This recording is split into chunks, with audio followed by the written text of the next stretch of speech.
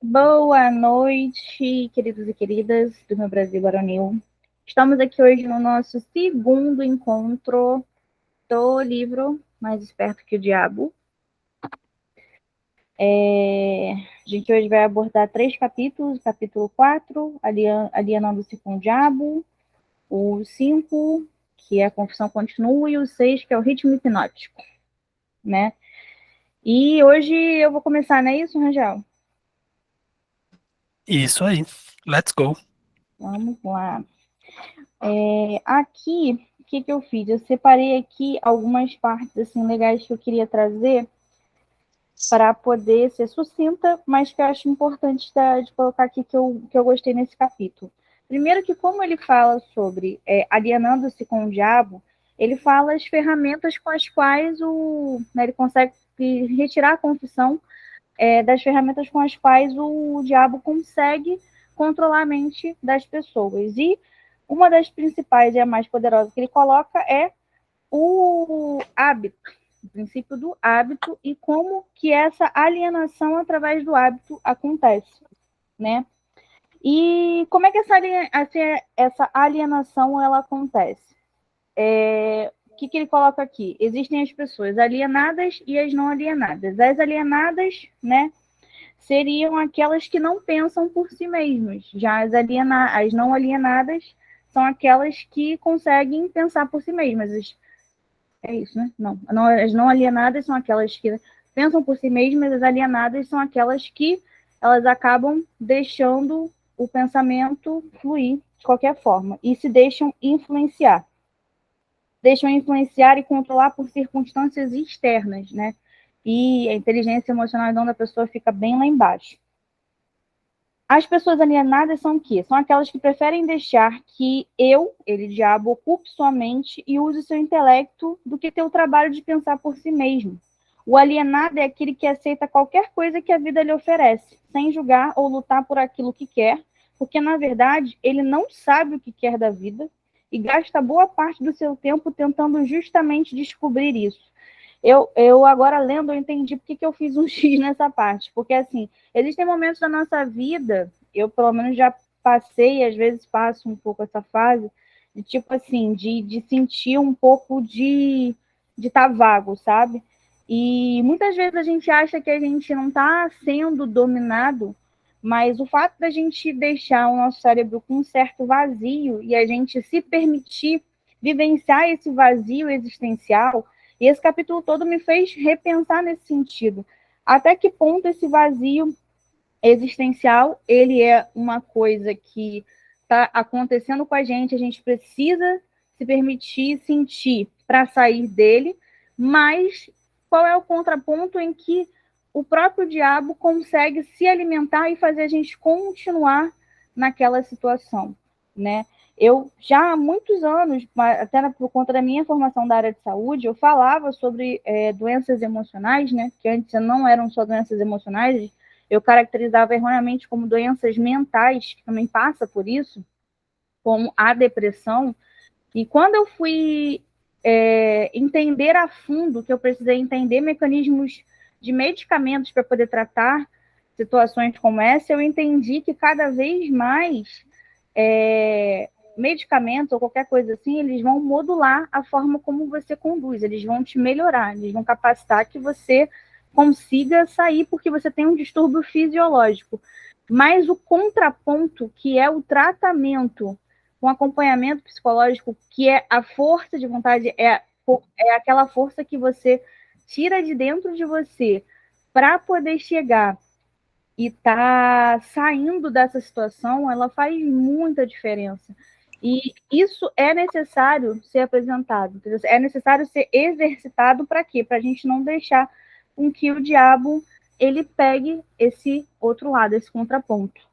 Boa noite, Anderson. A gente está começando aqui a reunião, tá? Aí, estou começando a falar aqui sobre o capítulo 4. Outra coisa que também é uma frase legal que eu trouxe dele, que ele coloca aqui, ó, que esse controle, né, essa manipulação mental, ele já faz geralmente na juventude e ele geralmente já faz até com os próprios pais das pessoas. Porque aí, assim, essa manipulação, esse controle mental aconteceria de uma forma que ele chama de hereditariedade física, né? Que aí seria passado de pai para filho, esse tipo de conscientização. Vocês estão conseguindo me ouvir? Sim. Tá. Ah, tá, eu pensei que fosse o meu fone aqui. Que passaria de pai para filho.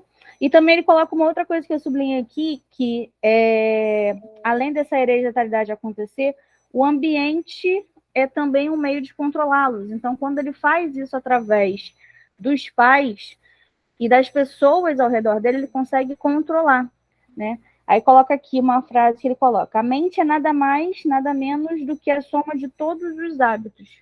Então, é importante a gente estar sempre de olho nos hábitos que a gente cultiva, porque eles são importantes para determinar se a gente vai se tornar uma pessoa alienada ou não, né? Ele também, não só quais hábitos que ele consegue atacar, né, para poder conseguir habitar a mente da pessoa. Hábitos como o principal, que ele já colocou em outros capítulos, como o medo, a superstição, a avareza, ganância, luxúria, vingança, raiva, vaidade e preguiça. Então, ele ataca em todos esses tipos de hábitos, todas essas frentes, né? E ele estabelece hábitos que mantêm essas portas abertas para sempre. Então, quando ele tenta em um, ele não consegue, ele vai em outro para poder sempre estar ali habitando a pessoa. Outra parte desse capítulo que eu achei bem interessante é a forma como ele coloca como que ele consegue manipular desde a criança, né? Não só através dos pais, mas e através do ambiente, ele coloca como ele consegue enfraquecer. Tem até a pergunta que é muito fácil para você assustar as crianças com ameaças do inferno, mas como você consegue fazer com que elas continuem a temer você e o seu inferno após elas tornarem-se adultas e pensarem por si mesmas? Aí eu sublinho aqui uma seguinte frase: uma vez que eu consiga capturar a mente de uma criança através do medo, eu enfraqueço a habilidade dessa criança de pensar racionalmente e também de pensar por si mesma. E essa fraqueza ela vai carregando durante toda a nossa vida. E eu sublinho isso aqui porque eu acho importante que muitas coisas que, né, como a gente já aqui viu em algumas outras oportunidades, crenças limitantes, né? Algumas coisas que a gente adquiriu lá atrás, né, quando criança, por influência tanto dos nossos pais, por vivências, e também por influência de culturais mesmo, do meio, de onde a gente foi criado, do ambiente religioso, como que isso pode ter enfraquecido ou não a nossa mente? Como que isso hoje pode estar pré-determinando assim para a gente, né, observar se a gente está sendo mais vagado pelo diabo ou deixando o lado positivo da coisa, né, chegar até a gente. Outra coisa legal nesse capítulo, que também fala um pouco sobre essa quebra, né, esse enfraquecimento de habilidade. Quando ele tem essa presunção de falar: eu não me importo o que as pessoas pensem, desde que elas pensem com foco no medo, no desencorajamento, no desespero e na destruição. Quantas vezes a gente não está pensando em alguma coisa e a gente está focando só nessas coisas, indiretamente? Né? Às vezes a gente está engajando em alguma coisa, a gente vai entrar num projeto novo, alguma coisa assim. Quantas vezes a gente não está baseado no medo? Ou a gente não dá prosseguimento porque a gente se sente não confiante, a gente está se sentindo desencorajado, né? Ou então a gente está, às vezes, assim, metendo em uma outra situação com medo do que a gente está vivenciando, e aí um apelo totalmente, um grito de socorro para a gente poder chegar e se jogar, às vezes se joga de qualquer forma, né? Ele fala depois em outros capítulos da nossa relação com o dinheiro, nossa relação com comida. Quando, por exemplo, a gente se afunda em comer desesperadamente, isso é um comportamento destrutivo, que muitas vezes a gente não consegue pensar mas que isso acaba reforçando e seria uma manipulação do diabo na nossa vida, né? Outra coisa também que eu separei aqui, que foi a parte que eu achei assim, bem legal, que foram as várias áreas onde ele consegue fazer a manipulação e como ele consegue fazer essa manipulação, né? Ele pode controlar o pensamento independente e a ação. Aí ele, por exemplo, dá o tema de saúde. Como que ele faz? A maioria das pessoas, ele come muita comida e o tipo de comida errada, que leva uma indigestão, que vai levar a uma obesidade, e aí vai acabar destruindo o poder de pensamento apurado. E nisso ela vai se tornar uma pessoa alienada que vai conduzir a vida de acordo com a maioria. No casamento, por exemplo, quando você tem uma influência e você está tendo esse comportamento de uma pessoa alienada. Homens e mulheres, eles se alienam quando eles não têm planos e objetivos delineados para converter o relacionamento em harmonia. Aí eles ficam, tipo assim, às vezes, vendo só o defeito um do outro, buscando uma briga, e aquilo ali é o quê? É uma manipulação diabólica para você acabar se tornando uma pessoa alienada. Porque ele mantém as pessoas tão ocupadas procurando falhas no outro que elas nunca vão ter tempo suficiente para fazer qualquer coisa que pudesse quebrar o hábito de alienação. E aqui eu queria fazer um parêntese, porque ontem eu decidi assumir meu esposo publicamente, né? E isso coisa que era uma crença limitante minha, mas eu estava sempre postergando. E eu já tinha ouvido falar nisso lá atrás, falava assim, cara, você tem que ter um objetivo dentro de um relacionamento, porque às vezes relacionamentos acabam porque você não tem um objetivo dentro dele. Nem que seja um objetivo que muitas vezes você pode cair em conceitos seus que você não tinha antes, como, por exemplo, eu não acredito em casamento, porque eu não acredito que eu seja uma pessoa que preciso casar e ter filhos.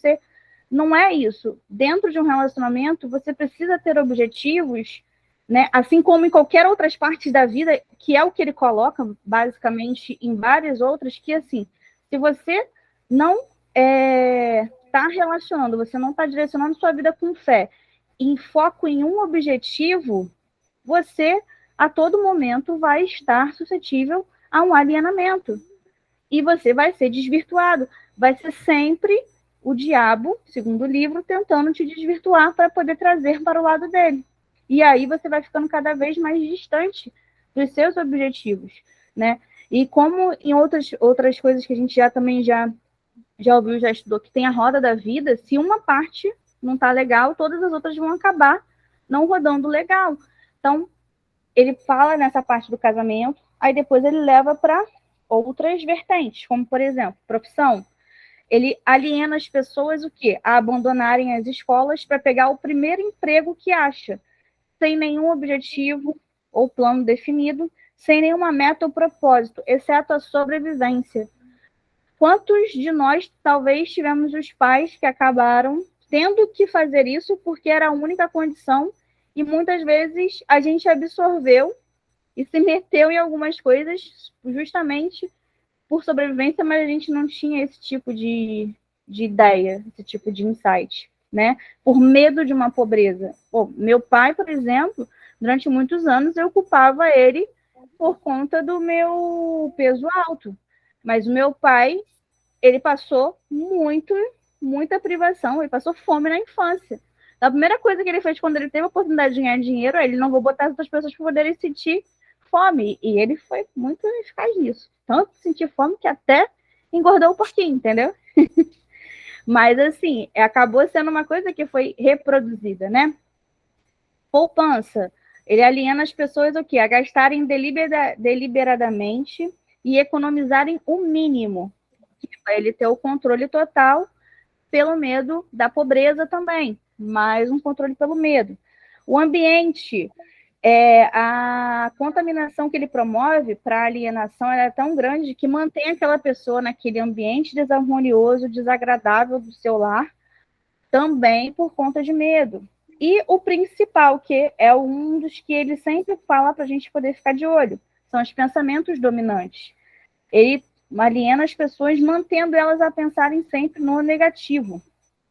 E aí ele fala uma coisa que a gente falou também na outra oportunidade, que é: planta as sementes do pensamento negativo nas mentes das pessoas através do púlpito de igrejas, de jornais, dos filmes, do rádio, enfim, da propaganda que ele fala que ele faz nos outros capítulos, e de todos os outros meios de que a mídia se utiliza para chegar até a mente, né? Outra coisa também que eu queria trazer, que é uma conclusão que o próprio autor chega e o diabo confirma. A alienação e a procrastinação são a mesma coisa? Ele reforça. Qualquer hábito que leva a uma procrastinação, que vai fazer com que a pessoa não pare para pensar em tomar uma decisão naquela hora e deixe para depois, vai conduzir a um hábito de alienação. Outra parada aqui que também achei bem legal trazer sobre o fracasso, que até o próprio autor aqui chega. Alienar é uma fraqueza que inevitavelmente acaba em fracasso? Aí o diabo responde: alienar-se é a causa mais comum de fracasso em qualquer momento da vida. Por quê? A alienação vai acabar destruindo o poder de iniciativa individual. E aí a pessoa vai acabar sempre cedendo a cair nos mesmos problemas que ela sempre cai, né? Uma outra coisa aqui que eu achei muito legal, que eu também queria colocar, que ele fala: a pobreza, ela é contagiosa. Você sempre vai encontrar a pobreza entre os alienados, nunca entre aqueles que sabem o que querem e estão determinados a conseguir. Em contrapartida, a habilidade de adquirir coisas, ou, vamos dizer, de enriquecer, também ela é contagiosa, né? E aí ele fala: se mais pessoas tivessem metas definidas e desejos ardentes por riquezas materiais, teria menos pessoas vítimas e você teria mais gente não alienada nesse sentido, né? E ele fala aqui que eu nem quis sublinhar tanto, mas é uma coisa que eu já tinha conseguido cair por terra quando eu li o Segredos da Mente Milionária, e ele reforça aqui, quando ele fala: presumo pelo que você diz que você não é parceiro dos principais líderes industriais. Evidentemente, eles não são seus amigos. Aí ele fala: amigos meus? Eu lhe direi que tipos de amigos são eles. Então, ele fala nessa etapa que todas as pessoas que são ricas, prósperas, elas são pessoas que, de alguma forma, elas abriram caminho para outras pessoas conseguirem iluminação, conseguirem direitos, conseguirem acesso à informação para poder saírem daquela situação. Só que elas fornecem o caminho. Elas não forneceram, talvez, o peixe propriamente dito. E aí talvez tenha sido problema, porque algumas pessoas não conseguiram captar aquilo ali. Mas ele fala: esses líderes promoveram também fabricação de automóveis, as pessoas têm acesso mais humildes. Ele fala até deram aos cidadãos direito de expressar sua própria opinião, espalharam bibliotecas em todas as cidades e preencheram com livros, possibilitando o acesso. Só que mesmo com esse acesso, as pessoas não conseguem, né, chegar à sua riqueza propriamente dita. Por quê? Porque a mente não deixa, elas se deixam levar por essa alienação. Aí chega no ponto que foi o que o Rajal botou um pouco lá no grupo, que eu separei aqui, que o autor pede: descreva um típico alienado. Aí aqui eu vou botar as características do alienado. Eu queria saber se alguém vai se identificar com alguma aí. A primeira coisa: um alienado é aquela pessoa que tem total falta de propósito sobre a vida. A sua falta de autoconfiança é evidente. Ele nunca conquistará nada através do pensamento e do esforço. Ele gasta tudo o que ganha e gasta ainda mais se consegue crédito. Ele fica doente ou debilitado por alguma coisa real ou imaginária, clama aos céus ao sofrer a menor dor física. Ele tem pouca ou nenhuma imaginação. Não tem entusiasmo nem iniciativa para começar qualquer coisa que não seja forçada a fazer, e vai expressar claramente pegando qualquer atalho que puder. Vai ter um temperamento explosivo e total falta de controle sobre as suas emoções, ou seja, inteligência emocional passou do pé. Sua personalidade será sem magnetismo e não atrairá nenhuma pessoa à sua volta. Gente, tem estudado sobre isso aqui me deixa tão triste, porque hoje magnetismo é tudo, para tudo, né? Comunicação é tudo para venda, para qualquer coisa, né? Dá pra fazer aquela trend igual do pessoal que fala lá do casal. Ah, se sua mulher, como saber se seu parceiro ou parceira é tóxica? Abaixa os dedos se ela não deixa você falar com a sua ex. Ela não deixa você dormir com suas amigas. Ela Tipo sabe, os isso. negócios nada a ver. Tipo Exatamente. isso. Vamos ver se você é um alienado, vai faltar dedo, né? Exatamente. Putz, grilo. Ó, esse aqui é ótimo, que esse aqui eu melhorei muito, mas já fui. Terá muitas opiniões sobre muitas coisas, mas nenhum tipo de conhecimento apurado sobre nada. É um especialista em tudo, mas quando você vai ver profundamente, a pessoa não sabe nada. Sabe de tudo, mas não é bom em nada. Negará cooperar com aqueles que estão à sua volta, mesmo que essas pessoas dependam do trabalho dela. Então, assim, às vezes a pessoa vai se negar porque ela não recebe em troca. Cometerá os mesmos erros, várias e várias vezes, nunca tirando proveito do fracasso. Tem uma mente limitada e intolerante, esperará tudo dos outros, mas estará disposto a dar pouco ou nada em troca. Vai começar várias coisas e não termina nada. Será taxativo na condenação do governo, é culpa tudo do governo. Ele nunca vai dizer, mas é tudo culpa do governo, mas assim, o governo está errado. Tá bom, qual é a solução? Não dá. Nunca diz como a gestão pode ser melhorada. Nunca vai tomar decisões sobre nada. Se puder evitar, evita, com grande possibilidade de que tomou uma decisão, na primeira oportunidade ele volta atrás. Se eu disse, eu desdisse. Né? Comerá muito e se exercitará pouco. Beberá bebida de álcool sem alguém pagar para ele. E pagando também, porque vai também gastar muito. Vai apostar muito. Essa aí é pro Under.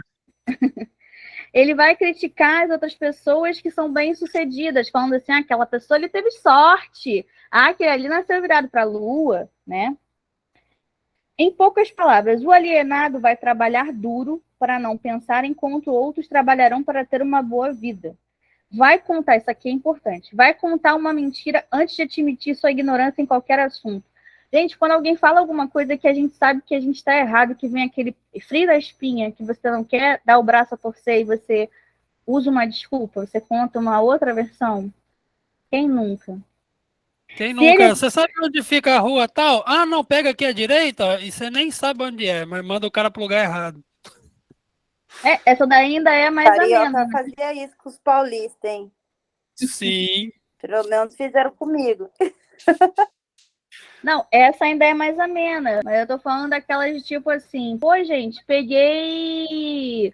Você não tá sabendo, não? Caraca, Rangel, vi um fundo de criptomoeda foda-se.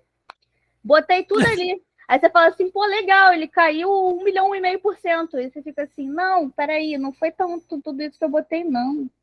É dar aquele frio na espinha, daquela coisa que você fez, você sabe que fez errado. Uhum. Quem Se ele trabalhar. Vem com o Rangel? Poxa!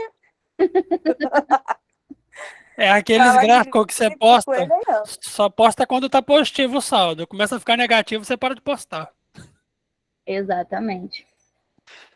Se ele trabalhar para os outros, ele vai criticar pelas suas costas, mas na frente vai elogiar. Cara, essas coisas, elas me irritam. Tem um cara que trabalha com o Jorge, que ele é exatamente assim. Todas as oportunidades que eu tive, uma até eu flagrei ele, porque ele morava no mesmo prédio com a minha mãe, ele estava falando mal da empresa. Aí eu perguntava pro Jorge, quando ele tá lá, ele fala mal assim? Ele não, ele chega até a trocar uma ideia com... Eu falei assim, cara, não é possível. Aí, em contrapartida, qual é a característica de uma pessoa que não é alienada? Né? Geralmente é o quê? Uma pessoa que está sempre engajada em fazer algo definido, tem um plano muito bem organizado e detalhado, tem um objetivo maior de vida no qual ele sempre vai trabalhar, e muitos outros menores objetivos, mas todos os quais vão levar a um esquema estratégico central. Né? Isso aqui é bem legal e que está relacionado com o magnetismo. Ele usa tudo a seu favor. O tom de voz, rapidez no passo, brilho nos olhos, tudo marca como uma pessoa que sabe exatamente o que quer, que está determinada a consegui-lo, não importa quanto tempo possa levar ou o preço que tenha que pagar. Nesse texto só faltou o sorriso no rosto. O sorriso no rosto, isso. Quando for feito questionamentos a ele, dará respostas diretas e nunca cairá em contradições, nem em evasões ou subterfúgios. E uma outra coisa, se ele não sabe, ele vai dizer francamente. Eu vou procurar saber. Olha, eu não sei agora, mas eu vou procurar saber. Vai fazer favores a muitas outras pessoas, sem receber nada em troca. Né? possui uma ótima memória. Gente, eu não consigo nem ficar 10 minutos com raiva de alguém que, sei lá, me apunhalou. Eu preciso exercitar isso. Nunca oferece um álibi para suas deficiências, nunca arranja desculpa, né? Ele sabe exatamente aonde erra em cada ponto ali. Nunca culpa outras pessoas pelos seus erros, mesmo que elas mereçam. Então tem um senso de autorresponsabilidade muito bem apurado. É conhecido como uma pessoa guerreira, que está sempre correndo atrás das suas coisas, né? É uma inspiração para todos aqueles que entram em contato com sua mente. Então, você vai trocar uma ideia com essa pessoa, você consegue sentir que ela é uma inspiração. E ele possui uma mente totalmente sua e a usa para alcançar todos os seus objetivos, né? A maior diferença entre o alienado e o não alienado é algo igualmente disponível para ambos. Basta a pessoa se disponibilizar a utilizar as ferramentas a seu favor. E uma das coisas que foi aqui é a chave que eu gostaria de encerrar esse capítulo, que qual tipo de mensagem curta você daria para um típico alienado se ele quisesse curar desse hábito? Aí o diabo responde: eu o aconselharia a acordar e dar. Dar o quê? Pergunta o autor. Aí ele fala: alguma forma de serviço útil para o máximo possível de pessoas. E ele deve dar antes de receber. Isso aqui, senhoras e senhores, é servir. Se a gente não quiser ser pessoas alienadas, a gente tem que servir. É servir, servir, servir, como a gente já viu em milhares de outros livros. Tem aquele livro de mais de 2.000 anos que falava a mesma coisa. E só assim a gente vai conseguir ser autênticos, sermos nós mesmos e conseguirmos não estar com essa influência dessa parte negativa que é o diabo.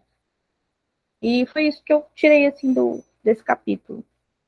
Quem quiser Muito fazer bom. alguma contribuição, fique à vontade.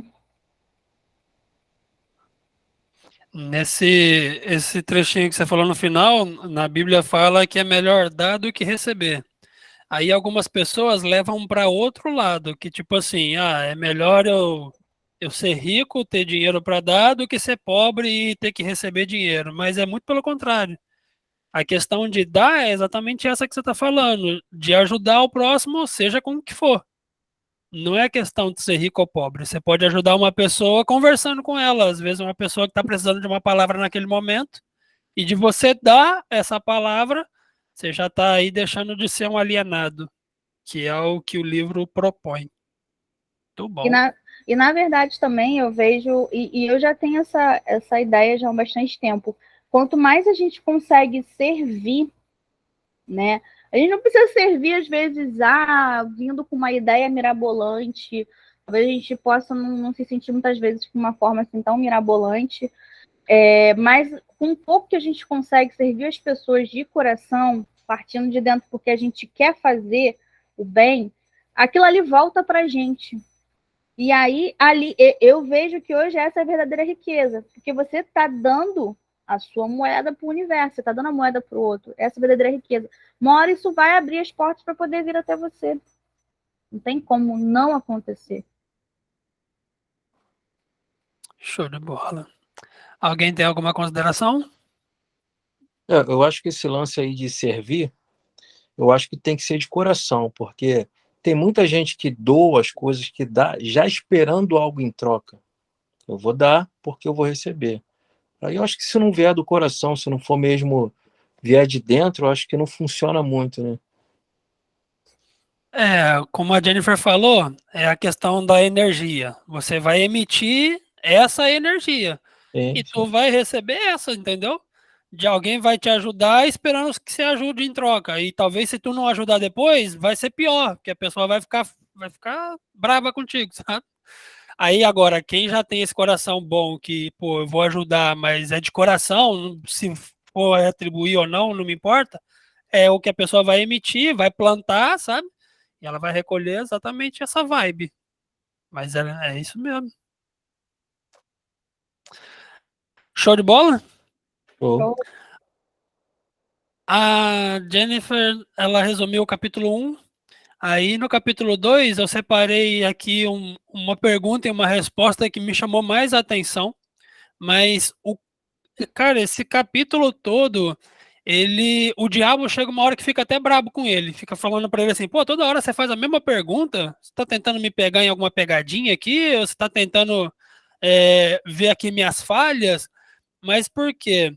Ele explica que ele faz perguntas parecidas para que o diabo entregue para ele de bandeja, respondendo ali as perguntas que ele faz, um método para que ele consiga burlar as estratégias do diabo. Resumidamente aqui, até onde eu li, que foi o capítulo 8, eu percebi que o que o diabo tenta fazer é pegar ele pelas pernas. Como? Em todo momento ele responde as perguntas que o Napoleão Hill faz para ele de forma bem sincera. Não, realmente eu faço isso, isso e isso.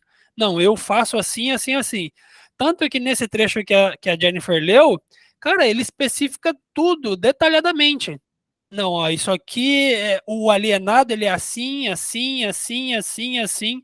Não, no casamento eu faço isso, na vida financeira eu faço isso, sabe?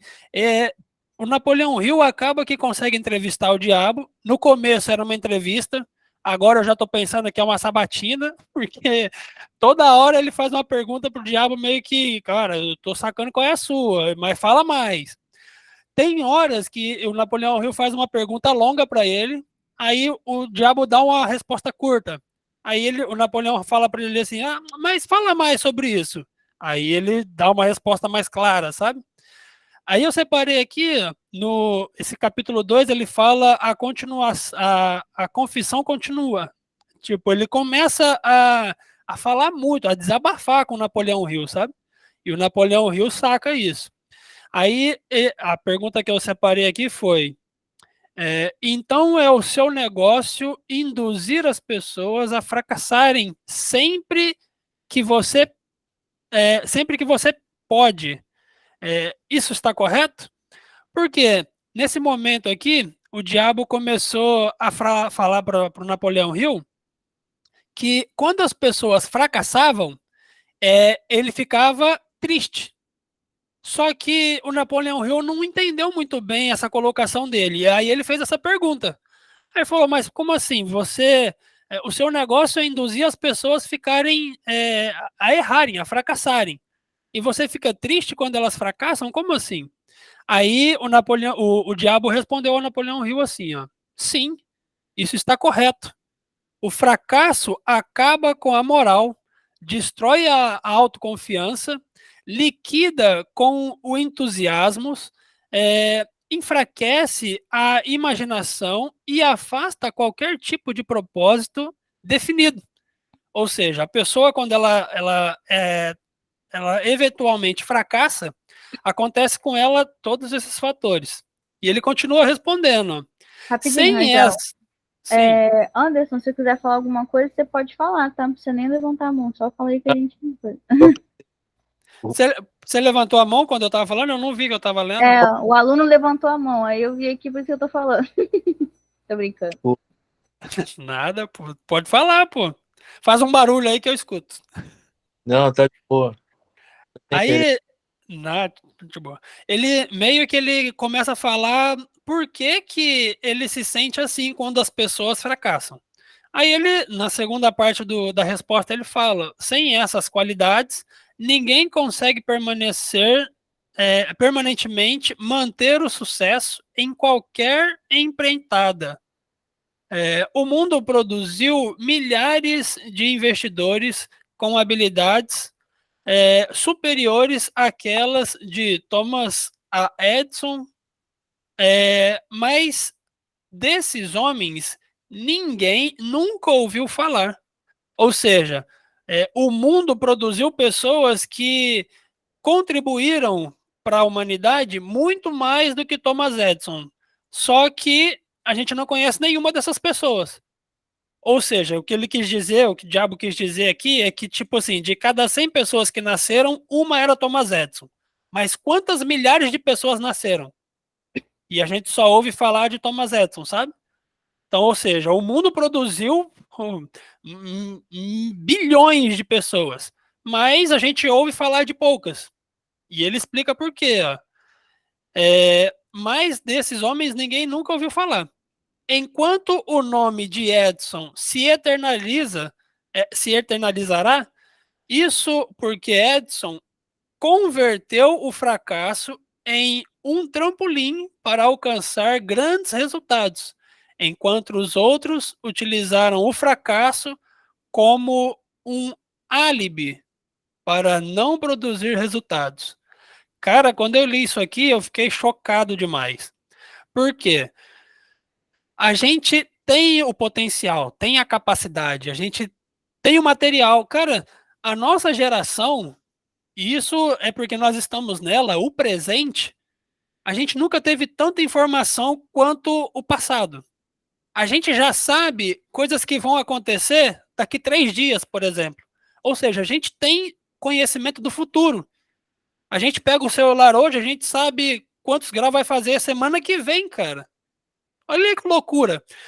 Se essas pessoas que tiveram o nome eternalizado, se elas tivessem sabe, esse poder, imagina o que esses caras não fariam.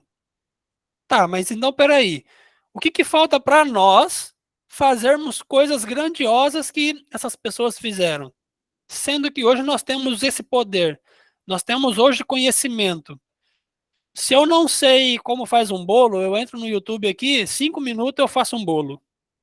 Isso, para as pessoas lá do passado, para fazer um bolo, cara, eu lembro minha mãe. Minha mãe tinha um livro de receita que a minha bisavó escrevia, sabe? E, cara, olha que loucura. A Se minha não fosse tia assim, também. Minha tia também, ela é cozinheira de mão cheia. Ela tem um que ela fez um livro lá bonitinho. Para mim, isso já tinha ido até pro lixo. Esses dias apareceu e quem tá com ele é minha sobrinha, neta dela, que nem entra na cozinha. Falei assim, o que você tá fazendo com esse livro? Primeiro que esse pois livro está defasado, entendeu? O que você tá fazendo com esse livro, garota? pô, entra lá no site, é tudo gostoso, chama, tem receita pra caraca lá. Só que, qual é a questão? A gente tem a ferramenta, a gente tem o poder, só que uma coisa que eu identifiquei nesses livros que a gente tem lido, chama pensamento organizado. Cara, eu cansei de ler isso já nesse livro. Todo momento que o Napoleão Hill pergunta pro diabo, tá, mas como que a gente vence você? Ele fala, com o pensamento organizado. Ah, mas aí a gente vai lá pro último livro que a gente leu, que é o Milagre da Manhã. Pensamento organizado. Você organiza ali o seu período da manhã e você cumpre aquilo ali que você organizou.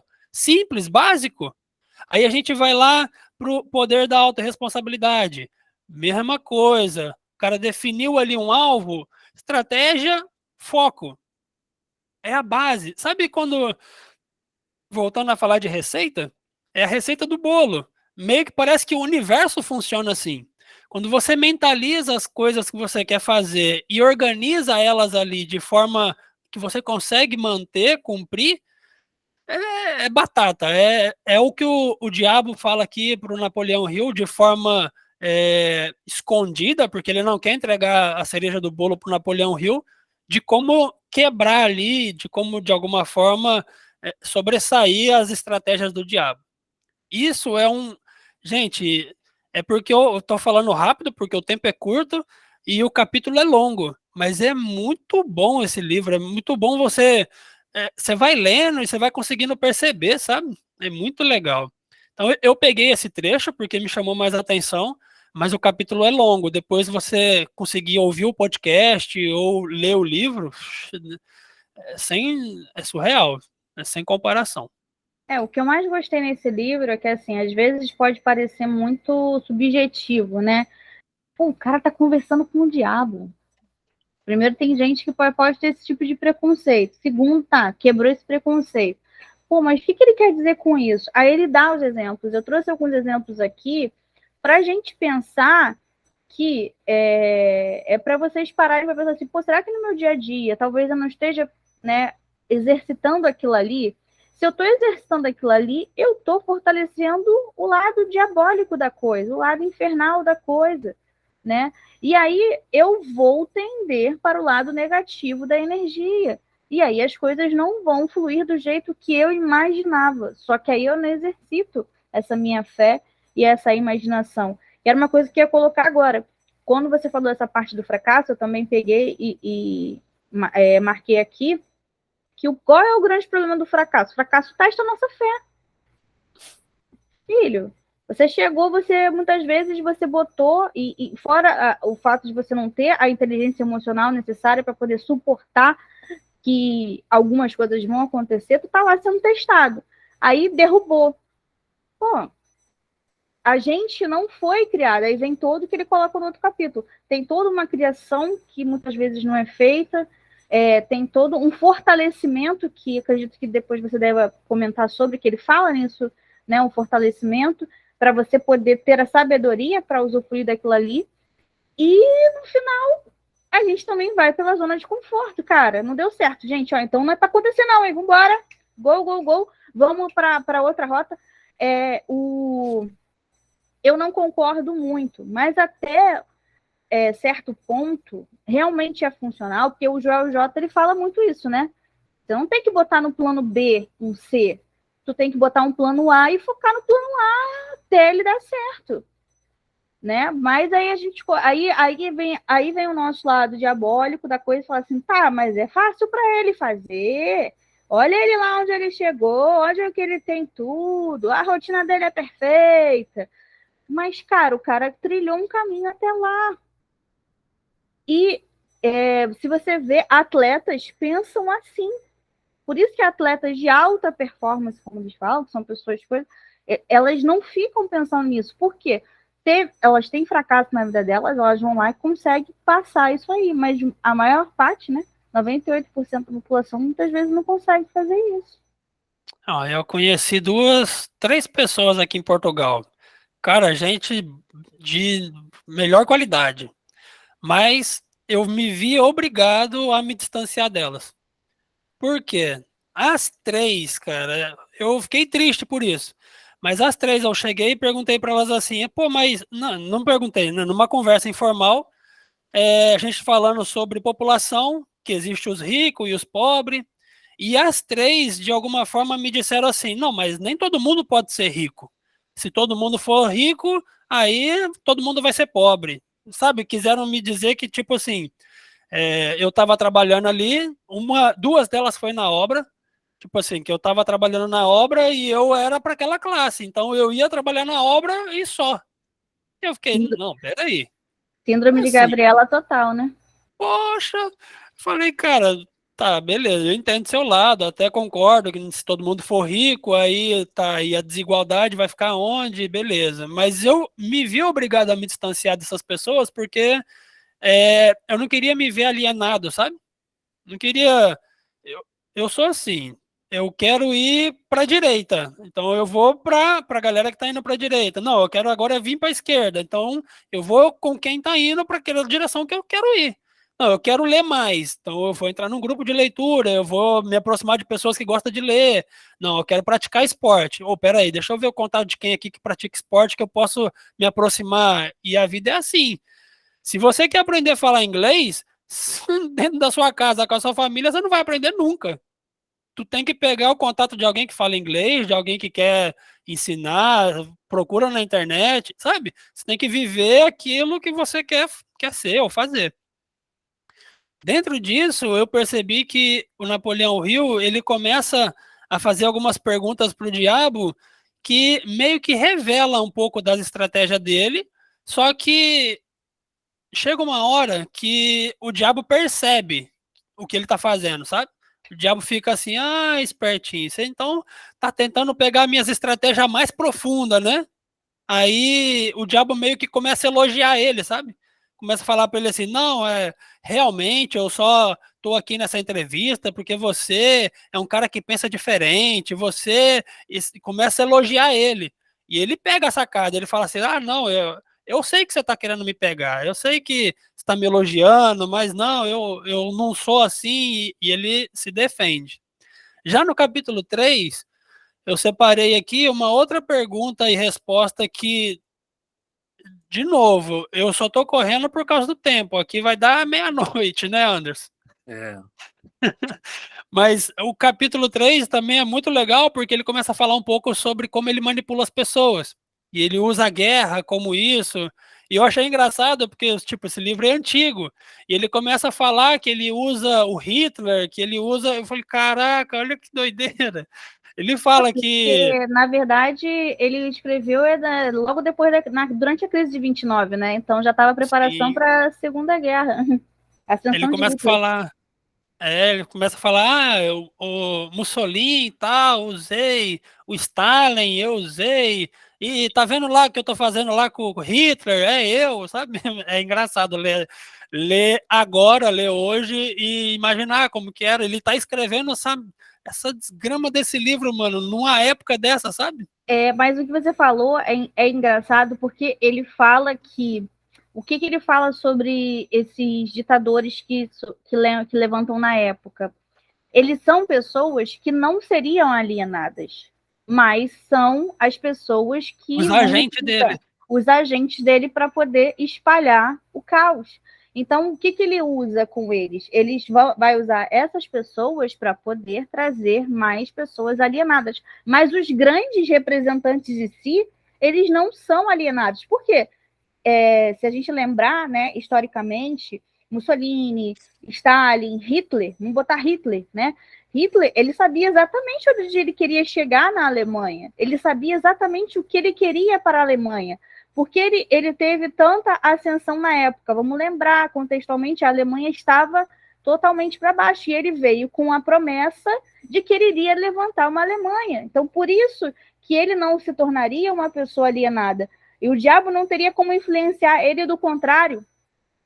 Então, ele não seria uma pessoa influenciável, não seria uma pessoa alienada. Só que, com esse tipo de pensamento, que depois a gente viu e o mundo presenciou, que teve a distorção das coisas, ele conseguiu agregar para o diabo mais pessoas. Agora, ele fala uma parada, nesse capítulo também, antes de você passar para o outro, que é assim, uma das coisas, ele, com as pessoas facilmente, né, que já são alienadas, ele facilmente seduz, ele dá ali para a pessoa a corda, ele dá ali a isca, a pessoa vai lá, pega, mas ela fica ali perto porque ela fica baseada no medo, ou baseada nos outros tipos, né, de estados de espírito que ela vai se manter ali, ele consegue fisgar. Já as pessoas não alienadas, ele seduz da mesma forma, só que o que elas fazem? Elas vão lá, pegam a isca e pulam fora. Ou seja, elas vão pelo pensamento delas. Então, com esses ditadores, vamos assim dizer, para a época, o que ele usava como isca? O poder. Ele iria dar o poder que elas tanto queriam. Eu achei engraçado quando ele estava falando desses ditadores, que ele fala assim, eu acho que o autor ele pergunta, mas e para esses caras grandes, né, que são alienados, mas são grandes, o que a gente pode fazer para eles não serem mais alienados? Aí ele responde um negócio parecido assim, que esses caras não tem como não ser mais deixar de ser, porque ele não precisa fazer mais nada, porque com eles o ditador pensa que que o diabo tá pondo na cabeça dele é coisa dele, que ele criou, que ele é o autor daquilo. Então não tem mais como, o diabo não precisa trabalhar muito para ele continuar sendo alienado. Eu achei isso muito, muito doido. O cara faz um negócio errado, achando que, tipo, não tendo noção que aquilo é errado e aquilo é criação dele. Ele acha que é criação dele, que é beleza. Eu achei isso muito, muito bom. Maneiro. Cara, a gente faz um resumo aqui com a gente, mas é pra gente trocar ideia e ver a visão de cada um e pegar ali os pedacinhos. Tipo, é a migalha da migalha do pão, sabe? O pão mesmo tá no link lá que a Jennifer mandou lá, o PDF. Eu ofereci demais, então, no primeiro capítulo. Vou oferecer menos na próxima. Tem que pôr mais migalha aí. Quem quiser o pão tem que baixar o link lá.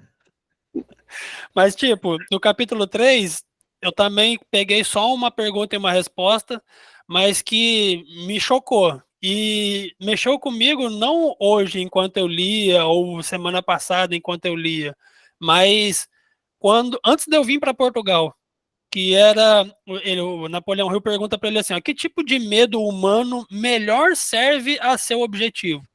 Ou seja, ele perguntou pro diabo assim, tá, e qual medo o ser humano mais tem que você mais usa para agir? E aí o diabo responde, é o medo da morte. Literalmente, o medo da morte, ele mexe com as pessoas, sabe? Por exemplo, eu fui casado. Eu me casei, acho que se eu não me engano, com 23. Você lembra, Bi? Eu acho que era 23. Você vê como era importante o meu casamento. Eu nem lembro a data. Deus do Mas céu. era 23. Alguém aí 23, lembra dos 24, irmãos? 25, Ele não 26. lembra, não, hein, gente? É isso mesmo, era 23. Foi importante sim, pelo Você amor de lembra Deus. com quantos anos eu casei? Não, você eu não lembro, não. Ah, então, tá tudo certo.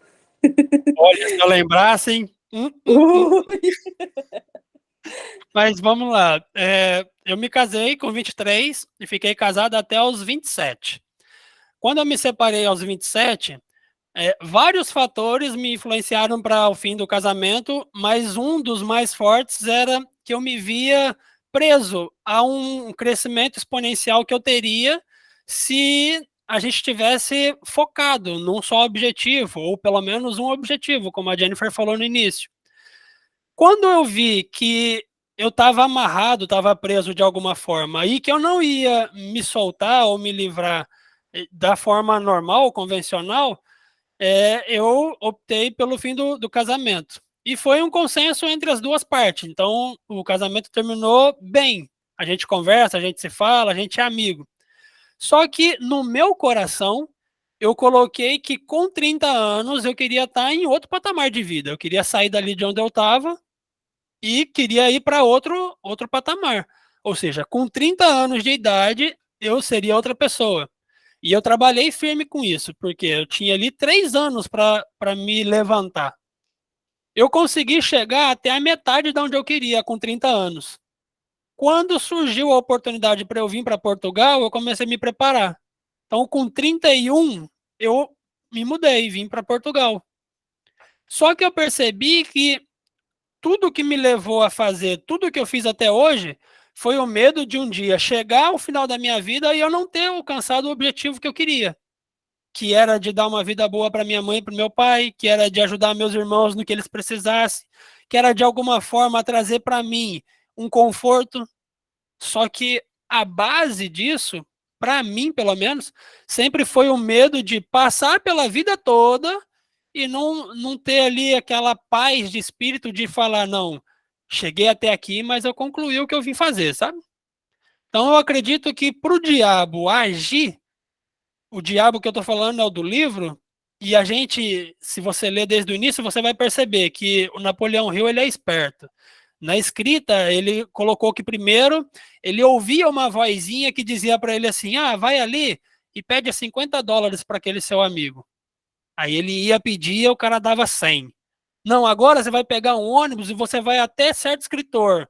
E ele fala que quando ele começou a ouvir essa vozinha, as coisas começaram a dar certo. Ou seja, ele introduziu o livro falando assim: olha, tem o lado bom e o lado ruim. Então, você ouviu o lado bom? Então, agora a gente vai entrevistar o diabo. Para você perceber, para você entender como que cada voz atua. Aí, agora no livro, a gente já está na parte que é da alienação. Ou seja, tem a pessoa que é alienada, que ouve a parte que é o diabo, e tem a pessoa que não é alienada, que ela coloca ali os objetivos dela em mente e ela vai. Ela ouve aquela vozinha. Sabe aquela vozinha que você ouve antes de dormir? Que a vozinha fala assim: não, você vai acordar, vai fazer suas atividades e vai fazer um exercício. Essa vozinha é a vozinha de quem não é alienado. Só que aí quando você acorda, está naquela preguiça, aí você ouve a vozinha de quem é alienado. Não, eu vou pôr no soneca, vou fazer mais tarde, e aí vai empurrando com a barriga. Então a base do medo sempre vai ser a morte.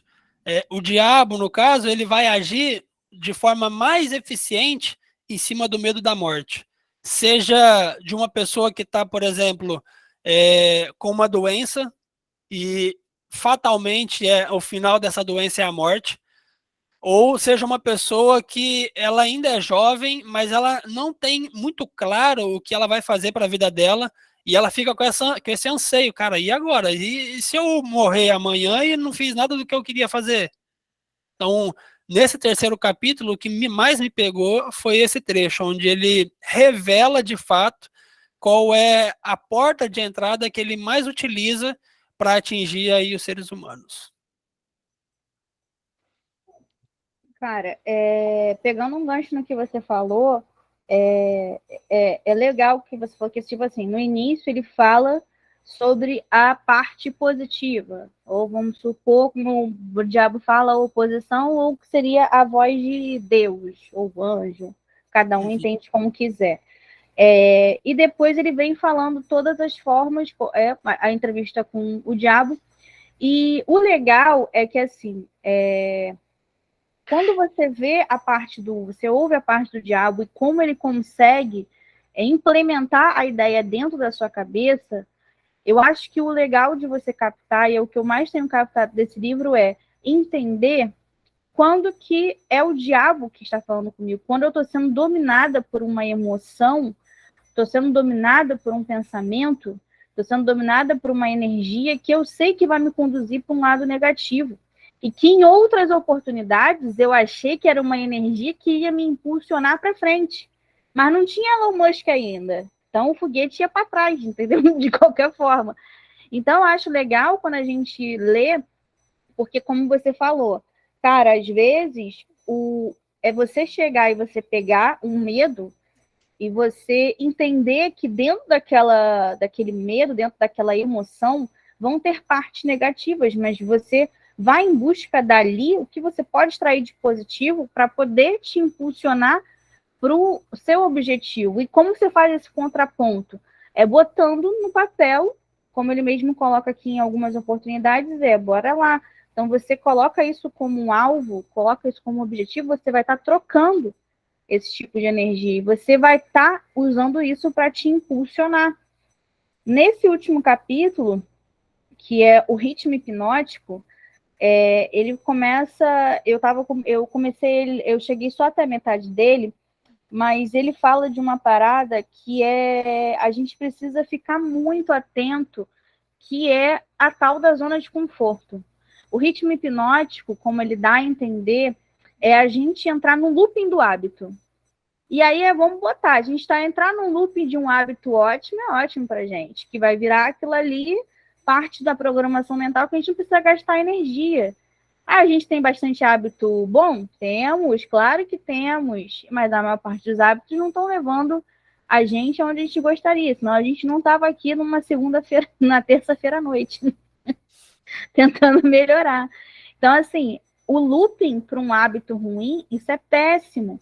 E esse ritmo hipnótico é justamente uma parada que eu falei assim, eu nunca tinha parado para pensar que chega uma hora que é a hora em que isso faz a gente não gastar energia, né? Se você botar fisiologicamente. Mas é um ritmo que a natureza permite que você entre para você se manter ali. E seria a onda vibracional, a energia, e aí é que vem o capiroto, que é a energia que ele vai chegar e vai te manter. Então, é nessa vibração que você vai se manter. E aí é que ele fala que nessa hora você está capturado e você se condensa a uma energia que é uma grande teia vital que não tem como você sair. Às vezes você pode até esclarecer, mas vai chegar num ponto que vai ser impossível tu sair dali. Então, eu acho legal a gente ler esse capítulo para a gente conseguir identificar em que parte a gente está. Primeiro, quais são os hábitos? O capítulo anterior já fala sobre os hábitos destrutivos, a gente começar a parar para pensar em hábitos que estão fazendo a gente se alienar, e depois a gente vê o que a gente está fazendo em looping, para ver se a gente já chegou nesse ponto. Se a gente não chegou nesse ponto, ótimo, tem salvação. Mas se a gente chegou nesse ponto, cara, a gente vai demandar muito mais energia para poder chegar e modificar, para poder conseguir chegar, né, no status que a gente quer chegar, na parte de alcançar nossos objetivos. Mas vai exigir muito da gente, e exigir muito da gente vai fazer com que a gente teste nossa fé. Ah, você quer muito isso? Então, vamos embora. Vamos ver se você quer muito isso mesmo. E aí é que podem vir os percalços do fracasso. E eu não pude deixar de... Eu tive que rir, né? Porque quando você falou que você ficou pé da vida, que o Thiago Anigo falava que era das sementes que o fracasso, né? A semente equivalente do fracasso, eu ri muito, porque ele Esse trecho refaz está esse nesse modo. capítulo. Né? E quem fala é o diabo ainda. Cada fracasso traz junto de si a semente de um sucesso equivalente, né? Que é o que você comentava que acabava fazendo. E assim, é um fato. São coisas que vai fazendo a gente parar para pensar e acho importante a gente pensar para a gente poder trabalhar agora. E eu acho que é mais legal também que ele fala, no segundo capítulo ainda, e que quando eu tive esse insight já há muitos anos atrás, principalmente quando eu fui fazer a minha mudança religiosa, né, principalmente de crença. Que quando ele fala, que o Napoleão fala assim: confesse porque você não tem poderes suficientes para me fazer fazê-lo parar de confessar. Aí o diabo fala: eu estou sem poderes para influenciar ou controlar você, simplesmente porque você encontrou o principal segredo para o meu reino. Você sabe que o meu inferno é aqui mesmo na Terra. Então, às vezes, a gente está se permitindo viver um inferno na nossa cabeça. E é aqui e agora. E às vezes a gente teme o além e por isso a gente não está aproveitando aqui agora. Que ele fala um pouco também isso, né, ao longo do final do capítulo. E é uma parada que eu, tipo assim, fiquei pensando, eu falei assim, quantas e quantas vezes a gente não fica não se permitindo vivenciar por medo, muitas vezes, do que a gente aprendeu, fica baseado principalmente no medo da morte, medo de não conseguir proporcionar uma boa vida, medo de não conseguir fazer dinheiro, medo de não... medo. A gente absorve esse medo e não usa esse medo a nosso favor. Eu entendi muito também que, tipo, você não ser alienado é você né, seguir as decisões difíceis. Porque colocar o celular na soneca, ou você saber que você tem que fazer alguma coisa e ficar jogando para frente, é fácil. Então, as decisões mais fáceis é tipo um detector de metal, sabe? Quando o detector de ser alienado ou não, é quando você toma as decisões mais fáceis. As difíceis vai te levar a um lugar mais alto, a um lugar melhor. É tipo, pode falar, Anderson. Vocês falando aí sobre colocar no soneca, né? Vocês dois falaram sobre isso, mas aí que tá. Que tem a ver com o livro, né? Ser mais esperto que o diabo. Tipo, eu tenho que acordar 6h10. Eu sempre coloco no soneca, não adianta. O que eu faço? Eu coloco 6 horas. Então, eu acordo antes porque eu sei que eu vou colocar o soneca. Entendeu? Aham. A gente tem que ter estratégias, né? O meu psicológico precisa do soneca. Então, assim, eu vou decidir ou vou acordar mais cedo, entendeu? Ou não vou colocar o soneca. Mas a gente tem que parar para pensar, né? Tem que Com ser... certeza. Entendeu? Isso é importante. Ser mais esperto que o diabo tem um pouco disso. É isso, pô, mas é... Sim. Eu estava refletindo aqui agora, se a gente fosse pegar, pelo menos eu particularmente, um compilado do que a gente já leu e entender qual seria um caminho, seria o seguinte. No primeiro livro, acho que eu falei isso na reunião passada. O primeiro livro que a gente leu foi do Paulo Vieira, Poder da Autorresponsabilidade. Lá ele fala muita coisa, tá, gente? Mas o que eu tirei aqui para mim foi que existem os erros, as falhas. Você erra, você faz merda na vida, isso é inevitável, vai acontecer uma hora ou outra. Só que não é errado. A questão é o resultado daquela ação. Então você foi lá e fez uma coisa. Se você errou, é porque você teve um resultado negativo. Se você acertou, você teve um resultado positivo. Então tem muita gente que se cobra e ela fala assim, pô, eu errei. Não, não é que você errou. Você teve um resultado daquilo que você fez negativo. Você consegue reverter isso, sabe? Você consegue fazer de novo, ou talvez ali, se não der para fazer de novo, você pedir desculpa e reverter aquele resultado negativo. A palavra errado, às vezes, pega muito pesado para algumas pessoas. Então, você trocar esse eu fiz errado para eu tive um resultado negativo, fica de fácil percepção. Então, no primeiro livro foi isso que pegou para mim. No segundo, do Hall, ele fala que quando você tem ali o pensamento organizado, você literalmente consegue fazer o que você quiser. Tanto que quando eu comecei o meu desafio, cara, eu também apertava o soneca direto. Só que aí eu peguei essa parte do resultado, foi do livro anterior, e do Hall. Então eu peguei e fiz tudo certinho. Coloquei, escrevi no papel o que eu ia fazer quando eu acordasse às 4h45, às 5, às 5h15, às 5h30, sabe? Coloquei tudo. Então eu organizei o meu pensamento e fiz. Quando dava a hora do celular tocar, automaticamente na minha cabeça eu pensava assim, cara, se eu perder por soneca, tô lascado, sabe? Só que, tipo, isso que me motivava. Então, o celular tocava, eu falava, é ruim que eu vou apertar a soneca. Levantava e fazia. Mas era o que funcionava para mim, sabe? Então, eu peguei o pensamento organizado do Hal, que foi do Milagre da Manhã, do Paulo Vieira, eu peguei os resultados. Então, tudo que eu faço gera um resultado. E desse livro eu peguei literalmente a questão do parágrafo que a Jennifer, do capítulo que a Jennifer pegou, sobre você ser alienado ou não. E essa semana, eu vou falar rapidinho, porque já é 00h20, mas semana passada, a Jennifer me mandou o vídeo, né, Jennifer, daquela menininha lá que tem uma classe, uma sala de aula, e as crianças estão ali discutindo política. E ela fala, porque fulano de tal é assim, fulano de tal é assado. Aí a professora olha e fala, mas vocês conhecem fulano de tal? São As crianças de crianças nem até conheciam. 4 ou 5 anos, assim, aqui no Aí Brasil. ela perguntou para o outro, e você conhece fulano de tal? Também não sabia dizer quem era. Mas aí uma criança falou assim: não, mas meu pai falou que fulano de tal é XXX. Não, mas meu pai falou que fulano. Então a influência, tipo, a alienação é isso. Você tá naquele lugar, naquele sítio, como a gente fala aqui em Portugal, você tá nesse sítio, nesse lugar, você vai ser moldado desse jeito.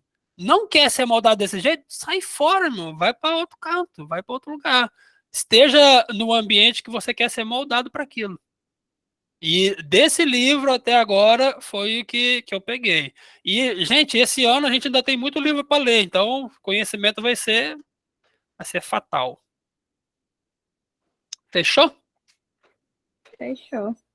Galera. É Gente, isso, bom. guys. Poxa, não tem coisa melhor não. Tipo, é igual o Anderson que não conseguiu ler. Cara, eu acredito que para você, esses trechinhos que a gente foi lançando aqui. Ah, eu lembrei que eu ia falar. Eu pensei que eu ia falar alguma coisa.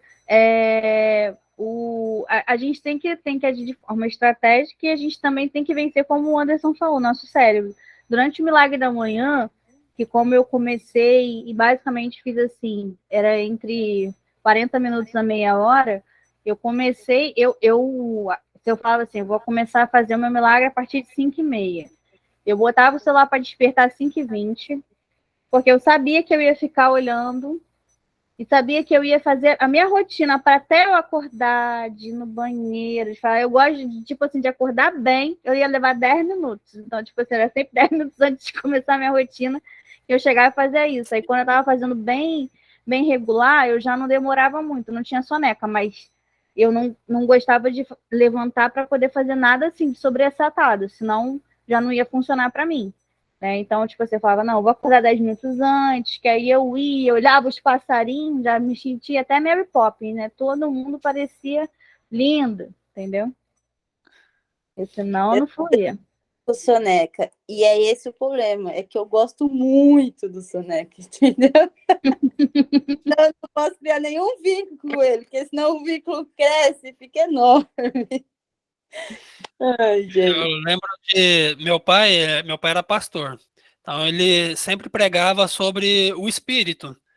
que a pessoa chegava para ele e falava assim: ah, pastor, eu pequei, eu traí minha esposa, mas a carne é fraca, né, pastor? Sabe como é que é homem, né? Aí meu pai sempre falava: não, peraí, vamos pôr os pingos nos is aqui. Se você tem 2 cachorros, um chama carne e o outro chama espírito, se você só alimentar o cachorro que chama carne, o espírito nunca vai ganhar. Então você tem que parar de alimentar o espírito, o cachorro que chama carne, e começar a alimentar o espírito. Quando a tentação da carne vier, o espírito vai estar mais forte. Aí você vai conseguir resistir. E isso serve para tudo na vida. Então, por exemplo, se eu quero praticar mais exercício físico, você tem que alimentar essa área, sabe? No começo é difícil, é brabo, é complicado pra caramba. Eu comecei a admirar as pessoas ricas, porque, cara, para fazer o que os caras faz, não é fácil, não. Tem que ter Não muita é fácil. disciplina, né? Poxa vida, tem que ter demais. Demais. Mas é Muito. isso, vamos encerrar, senão daqui a pouco dá 1h da manhã e daqui a pouco eu tenho que trabalhar. Ah, tá certo. Temos. Gente, obrigada. Ah, vamos fazer fotinha, vamos fazer fotinha. Abre a câmera aí, Gabriel. Gabriel tá por aí, Gabriel? Gabriel tava no banheiro tomando banho, não abre não, olha ele. Hoje eu tô no modo ouvinte. Cheguei um espectador. pouquinho atrasado aí, mas consegui acompanhar bastante coisa aí. Caramba, eu tô surpreso aí até com a evolução aí, velho. Vocês dois aí, os dois estão de parabéns, viu? E o pessoal tá bem participativo, isso é muito legal. A Show. Jennifer que comanda. A gente quer cada vez mais gente participando aí, dando insights. A gente vai trazer mais coisa para poder fazer pensar, para a gente poder falar, que é essa a ideia. Porque senão só fica eu e o Rangel falando. Eu não aguento mais ouvir a voz do Rangel e nem ele aguenta mais ouvir a minha. Então, a gente quer ouvir. Eu quase durmo ouvindo a minha própria voz. Ainda mais que é meia-noite e 25 aí, né? Poxa. Vai ser alguma coisa limitante, que eu não lembro o restante. Pode parar com isso. É o pensamento militante. Pelo amor de Deus. Pode falar bastante. Vocês estão falando que é calado. Pronto, resolvido. Fechou. Vamos lá. Olha pra câmera, olha o sorrisinho Colgate. Vê se foi. Mac. Valeu. Fiz até um cenário aqui hoje só por causa dessas fotos aí que Jennifer tira pra postar nas redes sociais. O cenário aí tem, cara. Tá ficando bom. Não, o meu tava caro, então eu curti. Tá certo. Mas devagarinho a gente vai arrumando. Gente, muito obrigada. Que participação especial do cachorro, né? Essa é a Persephone? Essa é a Persephone, que já tá aqui querendo. Eu tenho que alimentar minha carne e meu espírito, que já estão aqui, ó. Vambora. Tá certo. Gente, obrigada. Obrigadão. Até a Tamo junto. próxima. Valeu. Valeu, Bial. Jesus